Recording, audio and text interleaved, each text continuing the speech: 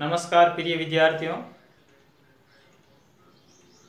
Online class में आपका हार्दिक स्वागत।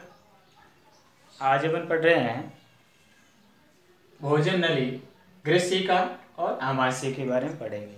इसके पश्चात इसका अगला भाग आमाशय से जो छोटी आंत जुड़ी है शुद्धांतर और शुद्धांतर के पश्चात बृहदांतर के बारे में विस्तृत रूप से अध्ययन करेंगे। तो देखिए, भोजन नली, ये भोजन नली कहाँ से कहाँ तक जुड़ी रहती है। तो इधर से आप देख रहे हैं भोजन नली, ये भोजन नली का सबसे शीर्ष भाग है। ये मुख गुहिका से जुड़ा रहता है। किस भाग से जुड़ा रहता है? मुख गुहिका से जुड़ा रहता है। मुख गुहिका में यानी मुख के अंदर दांतों के द्वारा जो भोजन चबाया जाता है, भोजन को महीन चूर्णों में परिवर्तन कर देते हैं। जीभ उसके अंदर लाल रस को मिलाने का कार्य करती है, जिससे भोजन है लुगदी नुमा चिपचिपा बन जाता है, जिससे निगलने में भोजन को आसानी हो। तो इस प्रकार से भोजन को यहाँ से मुख गुहिका के द्वारा निगला जाता है, जो किस में आता है? ग्रास नली में आता है, यानी गृहशिका भाग में आता है। तो ये जो गृहशिका है, एक तरफ तो मुख गुहिका से जुड़ी रहती है और दूसरी तरफ जो अंतिम भाग है इसका किससे जुड़ा रहता है? आमाशय से जुड़ा रहता है। आमाशय के अंदर खुलता है। तो देखिए, मुख गुहिका से जो भोजन है निगला जाता है। निगलने के पश्चात यहाँ आप देख रहे हैं कि जहां पर ये जो भोजन आया है वहां का क्षेत्रफल है वो बढ़ गया है। क्षेत्रफल बढ़ रहा है, यानी यहाँ पर क्या हो रहा है? शिथिलन हो रहा है। क्या हो रहा है? शिथिलन। शिथिलन का मतलब होता है फैलना। इसी तरह जिस स्थान पर भोजन वहां से आगे बढ़ जाता है, यानी आगे किस प्रकार बढ़ेगा? जैसे ही वो स्थान फैलेगा जहां पर भोजन आएगा, तो उसके पीछे का भाग है वो क्या होगा? संकुचित होगा। संकुचित यानी पास में आएगा। जैसे ही पीछे का भाग संकुचित होगा तो भोजन क्या होगा? आगे की ओर बढ़ेगा। तो यहाँ देखिए, यहाँ पर शिथिलन हुआ है और यहाँ पर वापस संकुचित हो गया। क्यों हो गया संकुचित? क्योंकि ये जो भोजन था ये आगे की ओर बढ़ गया, यानी यहाँ पर आ गया। इस प्रकार संकुचन और शिथिलन क्रिया के द्वारा, यानी एक कर्मानुकुंचन लगातार ये गति होती है और गति होने के कारण ही भोजन आहार नाल के अंदर आगे बढ़ता है। तो ये जो भोजन है ग्रास नली से होता हुआ कहाँ आ जाता है? आमाशय के अंदर आ जाता है। ये जो आमाशय आपको दिखाई दे रहा है, ये चपटी संरचना है, ये आमाशय की संरचना है। तो आमाशय के अंदर भोजन आ जाता है। अगला है आमाशय। आमाशय किस प्रकार की संरचना है? तो देखिए, आमाशय इधर से देख रहे हैं तो यू आकार की संरचना दिखाई दे रही है। कैसी संरचना दिखाई दे रही है? यू आकार की संरचना दिखाई दे रही है। तो आमाशय यू आकार की चपटी थैलीनुमा संरचना होती है। आमाशय एक थैलीनुमा संरचना, चपटी थैलीनुमा संरचना होती है यू आकार की, जिसमें भोजन का भंडारण होता है। यानी जो मुख के बारे मुख से अपन भोजन को निगलते हैं तो वो भोजन आकर के कहाँ ठहरता है? आमाशय में आकर के ठहरता है। अतः अपन कह सकते हैं कि आमाशय के अंदर भोजन का भंडारण होता है। आमाशय एक तरफ तो किससे जुड़ा हुआ है? गृहशिका ग्रास नली से जुड़ा हुआ है और दूसरी तरफ ये किसमें खुलता है? छोटी आंत यानी शुद्धांतर के अंदर खुलता है। तो देखिए, आमाशय का अग्रभाग ग्रास नली से जुड़ा रहता है और पश्च भाग छोटी आंत यानी शुद्धांतर से जुड़ा रहता है। आमाशय से स्रावित होने वाले पदार्थ, से पहले आप देखिए कि आमाशय को भी 3 भागों में बांट रखा है। ये जो भाग है ये आमाशय का अग्रभाग है, जो किससे जुड़ा हुआ है? गृहशिका ग्रास नली से जुड़ा हुआ है। ग्रास नली आमाशय के अग्रभाग में जाकर के खुल रही है, जहां यहाँ भोजन आता है। तो ये सबसे चपटा जो आपको संरचना दिखाई दे रही है, ये मध्य का भाग है और इसका पश्चिम भाग है वो किसमें जाकर के खुलता है? छोटी आंत में खुलता है। तो देखिए, ये तो हो गया इसका अग्रभाग और ये हो गया मध्य भाग। ये हो गया अग्रभाग, ये हो गया मध्य भाग और ये हो गया पश्चिम भाग। तो 3 भागों में बांटा गया आमाशय को, अग्रभाग, मध्य भाग और पश्चिम भाग। जठरागम भाग, फंडिश भाग और जठर निर्गमी भाग, इसे आप बड़ी कक्षा में विस्तृत रूप से अध्ययन करेंगे। तो इसको 3 भागों में बांटा गया, जठरागम भाग, फंडिश भाग और जठर निर्गमी भाग।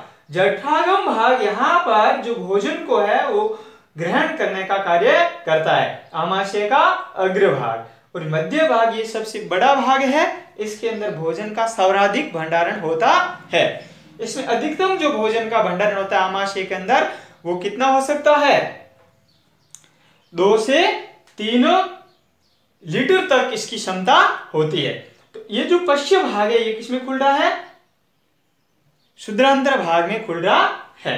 तो अगला देखिए, जो आमाशय से स्रावित होने वाले पदार्थ कौन कौन से हैं और इन पदार्थों का आमाशय के अंदर या अपन ऐसा कहा जाए शरीर के अंदर इन पदार्थों का क्या कार्य होता है। तो आमाशय है 3 रसों का स्रावन करता है। एक तो करता है हाइड्रोक्लोरिक अम्ल HCl, हाइड्रोक्लोरिक अम्ल, दूसरा है श्लेष्मा और तीसरा है आमाशयिक रस। तो पूछा जाए कि आमाशय से स्रावित होने वाले पदार्थों के नाम बताइए, तो क्या बताएंगे, HCl हाइड्रोक्लोरिक अम्ल, श्लेष्मा और तीसरा है आमाशयिक रस। अब इन तीनों का अलग अलग कार्य होता है, हाइड्रोक्लोरिक अम्ल, श्लेष्मा और आमाशयिक रस का।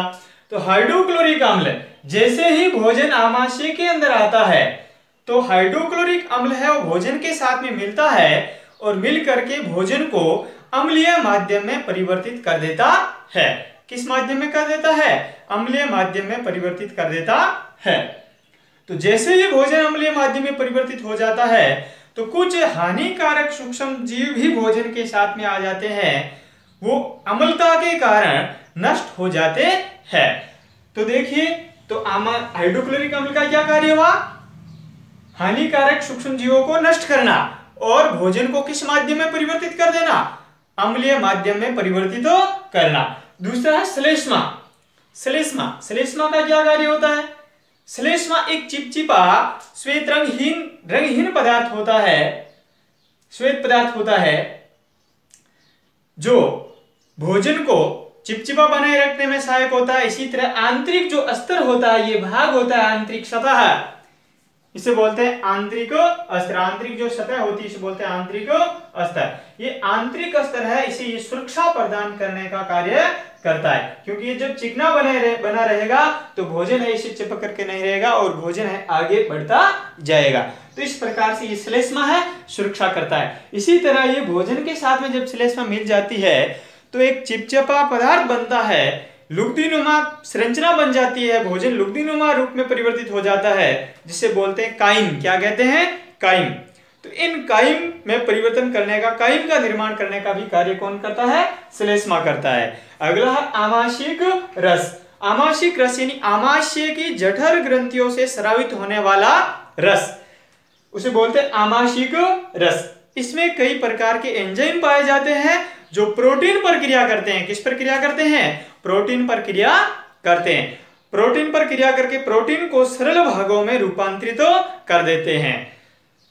तो ये हुआ किसका कार्य, आमाशयिक रस का कार्य। तो देखिए यहां पर आप बोर्ड पर देख रहे हैं लिखा हुआ हाइड्रोक्लोरिक अम्ल, यानी हाइड्रोक्लोरिक अम्ल भोजन को अम्लीय माध्यम में परिवर्तित करता है, वह हानिकारक सूक्ष्म जीवों को नष्ट कर देता है, हानिकारक सूक्ष्म जीवों को नष्ट कर देता है। अगला श्लेष्मा। श्लेष्मा क्या करती है, आमाशय के आंतरिक अस्तर को सुरक्षा प्रदान करता है, वह काइम का निर्माण करता है।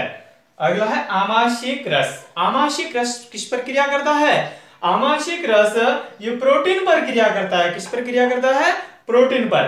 तो प्रोटीन पर क्रिया करता है यानी प्रोटीन को सरल पदार्थों में रूपांतरित कर देता है, या अपन कह सकते हैं प्रोटीन को सरल पदार्थों में तोड़ देते हैं या विघटित कर देते हैं, जिसे क्या बोलते हैं, पाचन कहते हैं। कोई भी जटिल पदार्थ अगर सरल पदार्थ में टूट रहा है तो उसे क्या बोलेंगे, पाचन। अतः अपन कह सकते हैं कि प्रोटीन का पाचन कहां हो जाता है प्रारंभ, आमाशय के अंदर प्रारंभ हो जाता है। तो अपन पिछले वीडियोज में पढ़े थे कि जो मंड होता है, कार्बोहाइड्रेट्स, मंड, स्टार्च, उसका पाचन कहां प्रारंभ हो जाता है, मुख के अंदर प्रारंभ हो जाता है, क्योंकि मुख के अंदर जीभ की निचली सतह पर लार ग्रंथि पाई जाती है जो लार रस का स्रावण करती है।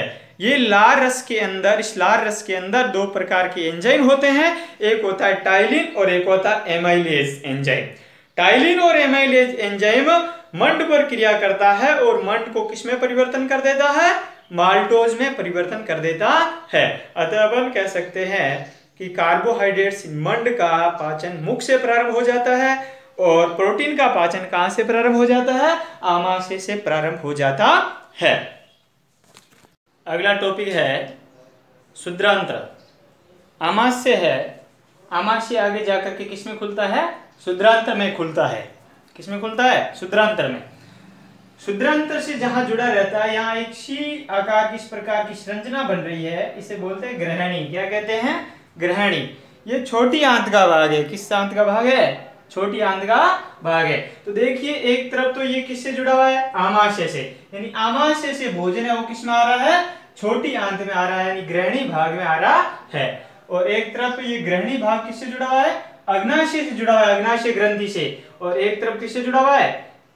यकृत से पित्ताशय जुड़ा हुआ है, यानी पित्ताशय यकृत से पित्तरस का स्रावन प्राप्त करता है, यानी इसमें पित्तरस का भंडारण होता है। और पित्ताशय से पित्त वाहिनियों के द्वारा पित्तरस है वो कहां आ जाता है? छोटी आंत में आ जाता है, यानी ग्रहणी भाग में आता है। फिर यहां पित्तरस और अग्नाशयिक रस ये है, ये भोजन को पचाने में सहायक होते हैं। ये आगे जाकर के किस में चले जाते हैं? छोटी आंत में चले जाते हैं। और छोटी आंत है कुंडली नुमा संरचना के अंदर इस प्रकार से व्यवस्थित रहते हैं। और इसकी लंबाई होती है 7.5 मीटर। ये कुंडली नुमा संरचना इस प्रकार से घूमी हुई रहती है उदर भाग में। और कुंडली नुमा ये जो संरचना दिखाई दे रही है, छोटी आंत है। छोटी आंत आगे जाकर के किससे जुड़ती है? बड़ी आंत से। बड़ी आंत का ये उभरा हुआ भाग है, ये कहलाता है अपेंडिक्स। और ये है बड़ी आंत। बड़ी आंत की लंबाई होती है 1.5 मीटर। तो देखिए शुद्रांत्र अपन पढ़ रहे थे। शुद्रांत्र, शुद्रांत्र की लंबाई होती है 7.5 मीटर। कितनी होती है? 7.5 मीटर। संरचना होती है कुंडली नुमा। कैसी होती है? कुंडली नुमा, यानी कुंडलीकार इस प्रकार से घूमी हुई रहती है।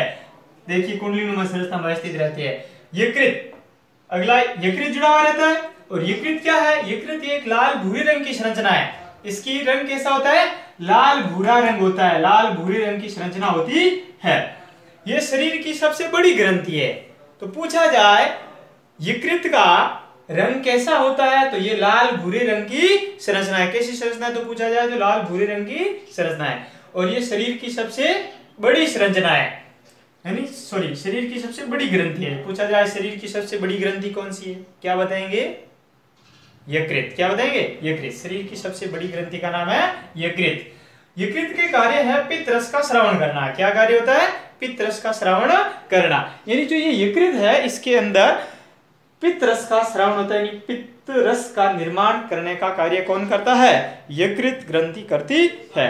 ये जो पित्तरस है ये कहाँ? एक थैलीनुमा संरचना के अंदर भंडारित होता है।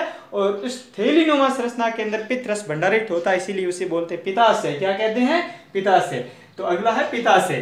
पित्ताशय यकृत से जुड़ी हुई थैलीनुमा संरचना जिसमें पित्तरस का भंडारण होता है।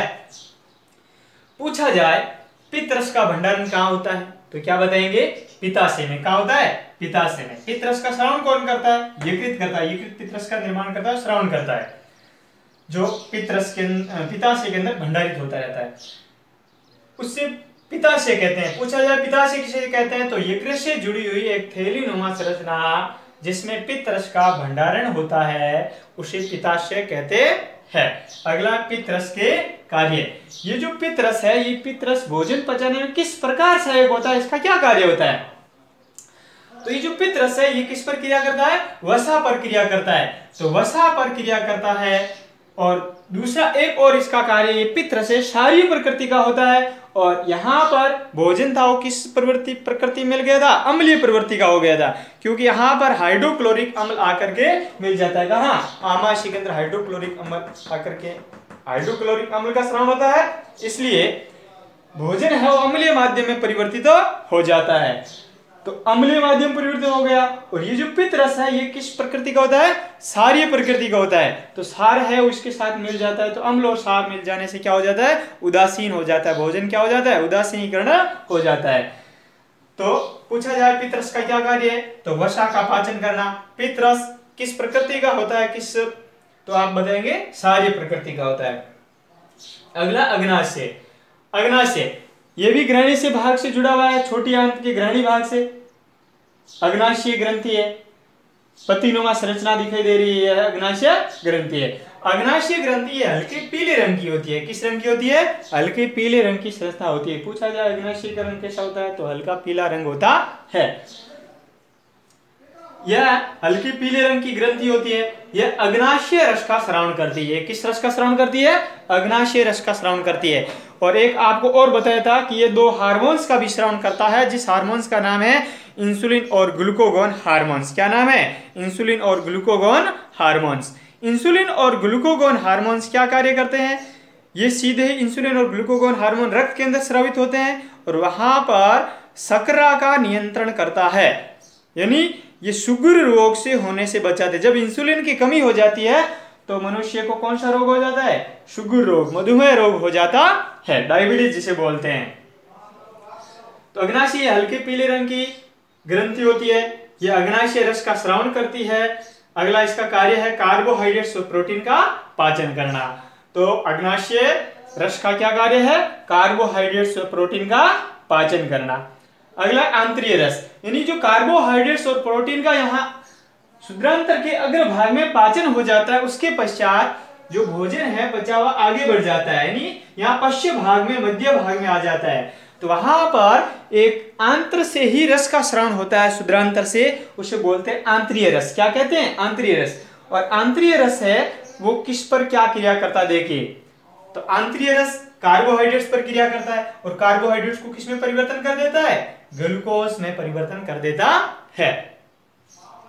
इसी तरह आंतरीय रस वसा पर क्रिया करता है और वसा को किस में बदल देता है? वश्य अम्ल और ग्लिसरॉल में बदल देता है। इसी तरह आंतरिक रस किस पर क्रिया करता है? प्रोटीन पर ही क्रिया करता है और प्रोटीन को किस में बदल देता है? एमिनो अम्ल में बदल देता है। तो यहाँ आप देख रहे हैं कि ये जो कार्बोहाइड्रेट्स, वसा, प्रोटीन, ये सरल भागों में रूपांतरित हो रहे हैं। किस भागों में रूपांतरित हो रहे हैं? सरल भागों में रूपांतरित हो रहे हैं। तो कार्बोहाइड्रेट्स किस में रूपांतरित हो रहा है? ग्लूकोज में हो रहा है। वसा किस में हो रही है? वसा अम्ल और ग्लिसरॉल में हो रही है। प्रोटीन किस में हो रही है? एमिनो अम्ल में हो रही है। अतः यहाँ पर जो जटिल खाद्य पदार्थ था वो किस खाद्य पदार्थ में? सरल खाद्य पदार्थों में टूट जाता है।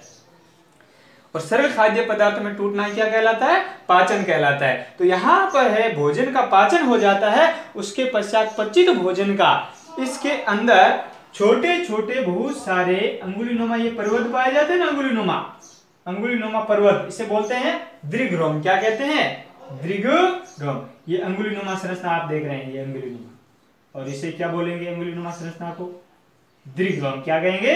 द्विग्रोम। तो द्विग्रोम के अंदर बहुत सारे इस प्रकार से छोटे छोटे सतह पर क्या पाए जाते हैं? छिद्र पाए जाते हैं, जो किससे जुड़े रहते हैं? रक्त वाहिनियों से जुड़े रहते हैं। तो इस रसांकुरों की सहायता से रसांकुर क्या करते हैं? उस पचित भोजन का अवशोषण कर लेते हैं और अवशोषित जो पचित भोजन है वो कहाँ चला जाता है? रक्त में चला जाता है और रक्त के माध्यम से प्रत्येक कोशिकाओं तक पहुंच जाता है और वहां पर उसका ऑक्सीकरण होता है, जिसके दौरान एटीपी यानी ऊर्जा का निर्माण होता है, जिससे अपन है कार्य कर सकते हैं। यानी अपन दैनिक जीवन में खेलना, कूदना, दौड़ना, लिखना, पढ़ना, जो भी काम करते हैं उसके लिए अपन को क्या चाहिए? ऊर्जा चाहिए। ऊर्जा कहां से मिलती है? भोजन से मिलती है। तो ये जितने भी बोर्ड पर लिखे हुए परिभाषाएं, महत्वपूर्ण बिंदु, ये अपनी कॉपी के अंदर नोट करेंगे। अगला अपन शुद्रांतर में अवशोषण किस प्रकार से होते हैं ये पढ़। अगला है शुद्रांतर में अवशोषण। तो पचित भोजन शुद्रांतर की भित्ति में उपस्थित रसांकुरों से होता हुआ रक्त वाहिनियों में चला जाता है, जिन्हें अवशोषण कहते हैं। यानी ये जो कुंडली नुमा संरचना आपको दिखाई दे रही है, ये विन्यासित रहती है छोटी आंत। इसमें ये आपको अंगुलीनुमा जो संरचना दिखाई देती है इसे बोलते हैं परवर्ध, और इसके अंदर बहुत सारे छोटे छोटे छिद्र पाए जाते हैं, उसे परवर्ध या रसांकुर भी कहा जाता है। द्विग्रोम, रसांकुर कहा जाता है, द्विग्रोम कहा जाता है, सॉरी द्विग्रोम। इस परवर्ध को क्या कहते हैं? अंगुलीनुमा परवर्ध को क्या कहते हैं? रसांकुर और द्विग्रोम। छोटे छोटे छिद्र को रसांकुर और द्विग्रोम कहते हैं। तो शुद्रांतर की आंतरिक सतह पर अंगुलीनुमा उभरी हुई संरचना पाई जाती है, जिसे क्या कहते हैं? द्विग्रोम कहते हैं। ये आंतरिक सतह के अंदर, इसके अंदर भाग की ओर ये जो भाग आपको उंगुलीनुमा संरचना दिखाई दे, इसके अंदर की ओर इस प्रकार से बहुत सारी गिलाई पाई जाती है, छोटी छोटी संरचना देखने को मिलती है ऐसी उंगुलीनुमा अंदर। उसे क्या कहते हैं? दीर्घरोम कहते हैं। इस दीर्घरोम के छोटे छोटे छिद्र पाए जाते हैं और ये दीर्घरोम क्या करते हैं, इसके अंदर भोजन गुजरता है, पचित भोजन छोटी आंत में, और उस पचित भोजन का ये दीर्घरोम क्या कर लेता है, अवशोषण कर लेता है, और ये आगे जाकर के किससे जुड़ी रहती है, ये दीर्घरोम किससे जुड़ा रहता है, इस प्रकार बहुत सारी पतली पतली रक्त वाहिनियों से इस प्रकार से जुड़ा रहता है। ये रक्त वाहिनियां है वो कहां जाकर के जाती है, रक्त वाहिनियां किससे जुड़ी रहती है, शरीर के प्रत्येक कोशिकाओं तक फैली हुई रहती है। तो ये जो पचित भोजन का अवशोषण दीर्घरोम के द्वारा किया जाता है, और उसके करने के पश्चात पचित भोजन रक्त वाहिनियों के माध्यम से प्रत्येक कोशिकाओं तक, प्रत्येक भाग तक पहुंच जाता है। अगला है स्वांगीकरण। स्वांगीकरण किसे कहते हैं, यानी जो पचित भोजन प्रत्येक कोशिकाओं तक पहुंचता है और वहां जाने के पश्चात वहां पर एक क्रिया संपन्न होती है ऑक्सीजन की उपस्थिति में। कहां पर, कोशिका के माइटोकॉन्ड्रिया के अंदर, यानी जहां पर ऊर्जा का निर्माण होता है, एटीपी का निर्माण होता है। इसीलिए माइटोकॉन्ड्रिया को क्या कहते हैं, कोशिका का शक्ति गृह भी कहा जाता है। तो ये जो पचित भोजन है वो कहां चला जाता है, प्रत्येक कोशिका और प्रत्येक भाग तक पहुंचा जाता है। तो देखिए स्वांगीकरण किसे कहते हैं, यानी अवशोषित पदार्थ, जो अवशोषित पदार्थ अवशोषित कर लिए जाते हैं दीर्घरोम के द्वारा, वो अवशोषित पदार्थ स्थानांतरण रुधिर वाहिकाओं द्वारा, यानी उसका स्थानांतरण होता है किसके द्वारा, रुधिर वाहिकाओं द्वारा प्रत्येक कोशिका व भाग तक पहुंचाया जाता है। जहां पर पदार्थों को जटिल पदार्थों में परिवर्तित किया जाता है उन्हें स्वांगीकरण कहते हैं। जटिल पदार्थ में कैसे करते हैं, ये ग्लूकोज है, पचित भोजन है C6H12O6 यानी ग्लूकोज, जैसे अपन पीछे पढ़े हैं कार्बोहाइड्रेट्स को किस में परिवर्तन करना, ग्लूकोज में परिवर्तन करना। तो ग्लूकोज है यानी पचित भोजन है, ये किसके साथ में क्रिया हो रही है, ऑक्सीजन के साथ में हो रही है, और कहां हो रही है, माइटोकॉन्ड्रिया में। तो निर्माण किसका हो रहा है, जल और कार्बन डाइऑक्साइड का निर्माण हो रहा है, और एटीपी बन रही है यानी ऊर्जा का निर्माण हो रहा है। एटीपी यानी क्या है, ऊर्जा, कार्य करने की क्षमता। वो कार्य करने की क्षमता ही क्या है, ऊर्जा है, जिससे अपन कार्य कर पाते हैं। तो ऊर्जा का निर्माण होता है। तो इस क्रिया को बोलते हैं स्वांगीकरण। क्या कहते हैं, स्वांगीकरण। तो पूछा जाए स्वांगीकरण किसे कहते हैं, तो बताएंगे कि पचित भोजन का जो अवशोषण होता है छोटी आंत में रसांकुरों के द्वारा, वो प्रत्येक कोशिकाओं तक पहुंचता है, और वहां पर ऑक्सीकरण होता है, यानी ऑक्सीजन से क्रिया होती है माइटोकॉन्ड्रिया में, जिसके दौरान जल और कार्बन डाइऑक्साइड और एटीपी का निर्माण होता है। एटीपी यानी ऊर्जा का निर्माण होता है। इस क्रिया को बोलते हैं स्वांगीकरण। क्या कहते हैं, स्वांगीकरण कहते हैं। अगला है बृहदान्तर, यानी स्वांगीकरण हो गया। अतः जो बचा हुआ अपशिष्ट था कहाँ, छोटी आंत में, यानी पचित भोजन का तो अवशोषण हो गया छोटी आंत में, बचा हुआ अपशिष्ट है वो कहाँ आएगा, बचा हुआ अपशिष्ट इसमें घूमता हुआ कहाँ जाएगा, पश्चिम भाग में आएगा छोटी आंत के, यहाँ आते आते इसका पूर्ण अवशोषण हो जाएगा पचित भोजन का। फिर ये बचा हुआ भाग वो कहाँ चला जाएगा, बड़ी आंत में चला जाएगा। अतः छोटी आंत का पश्चिम भाग किसमें खुल रहा है, बड़ी आंत में खुल रहा है। और यहाँ जहां पर बड़ी आंत से छोटी आंत जुड़ी वहां पर एक उभरी हुई संरचना दिखाई दे रही है, इसका कुछ कार्य नहीं होता है और इसे बोलते हैं अपेंडिक्स। क्या कहते हैं, अपेंडिक्स। इसका कुछ कार्य नहीं होता। कभी कभी ये अपेंडिक्स सड़ने गलने लग जाती है, दर्द करना शुरू कर देती है, जो इसका ऑपरेशन करके इसे बाहर निकाल दिया जाता है। ऐसा आपने सुना होगा कभी भी। तो इस प्रकार से अपचित भोजन कहाँ चला जाता है, बड़ी आंत में, यानी यहाँ पर कौन सा भोजन आ गया, अपचित भोजन आ गया। अब अपचित भोजन का यहाँ पर क्या होता है, अवशोषण कर लिया जाता है। सॉरी, अपचित भोजन से जल और लवण का अवशोषण हो जाता है। तो देखिए बृहदान्तर, इसकी लंबाई होती है 1.5 मीटर। तो बृहदान्तर की लंबाई होती है 1.5 मीटर। ये चपटी होती है लेकिन लंबाई इसकी कम होती है। लंबाई कितनी होती है, 1.5 मीटर। जबकि शुद्धान्तर यानी छोटी आंत, इसकी लंबाई अधिक है, यानी 7.5 मीटर है, जबकि इसे छोटी आंत कहा जाता है। और ये कम लंबाई की होते हुए भी इसे बड़ी आंत कहते हैं, क्योंकि इसका क्षेत्रफल क्या है, बड़ा है। तो यहां पर बचा हुआ अपशिष्ट आ जाता है और आने के पश्चात उस अपशिष्ट से खनिज, लवण और जल का क्या हो जाता है, अवशोषण हो जाता है। और बचा हुआ भाग है वो कहाँ आ जाता है, मलाशय में आ जाता है, यानी यहाँ पर आकर के इकट्ठा हो जाता है। और मलाशय से जो बचा हुआ भाग है, मलाशय से जो अपशिष्ट पदार्थ एकत्रित हो गया था मलाशय के अंदर, जो आवश्यकता अनुसार जब इच्छा अपनी होती है उस समय उस अपशिष्ट पदार्थों को गुदा द्वार द्वारा बाहर त्याग दिया जाता है, उसे बोलते हैं उत्सर्जन।